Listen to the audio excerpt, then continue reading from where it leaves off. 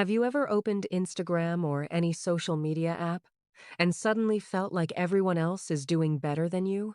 Better life, better looks, better achievements? If yes, you're not alone. Today we're going to talk about something we all experience but rarely understand why we compare ourselves to others on social media. And to understand this, we'll explore an important psychological concept called social comparison theory. Social media has become a major part of our daily lives. Every day, we scroll through posts showing people's achievements, lifestyles, vacations, and appearances. And without even realizing it, we start comparing ourselves to them. But why does this happen? Psychology actually has an answer.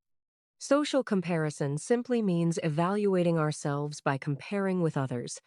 We do this to understand our abilities, opinions, and even our social status.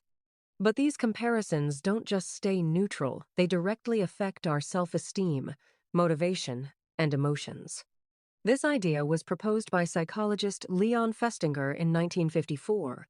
According to him, humans have a natural drive to evaluate themselves. And when there's no clear or objective standard, we look at others to figure out where we stand. In simple terms, we use other people as a reference point. There are mainly two types of social comparison. First, upward comparison when we compare ourselves with people who seem better or more successful. Second, downward comparison when we compare ourselves with people who seem worse off. Both types influence how we feel about ourselves, but in very different ways. On social media, upward comparison is very common.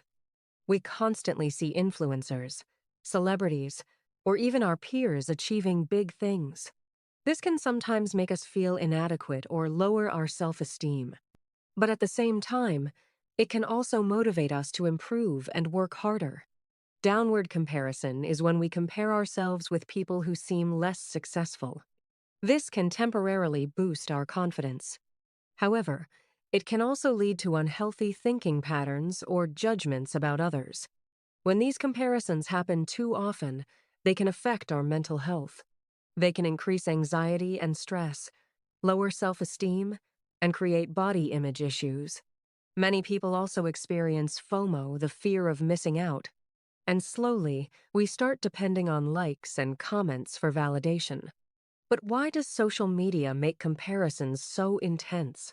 Because people usually share only the best parts of their lives. Filters and editing create unrealistic standards. And algorithms keep showing us this idealized content again and again. So, naturally, comparisons become more frequent and stronger. So what can we do about it? Start by limiting your time on social media. Remind yourself that what you see online is only a small part of reality. Focus more on your own growth instead of comparing with others. And try to follow content that inspires you rather than makes you feel worse. To sum up, social comparison is a natural psychological process. It's part of being human. But social media amplifies it in ways that can harm our mental well-being. The key is awareness. Once we understand why we compare, we can control how it affects us.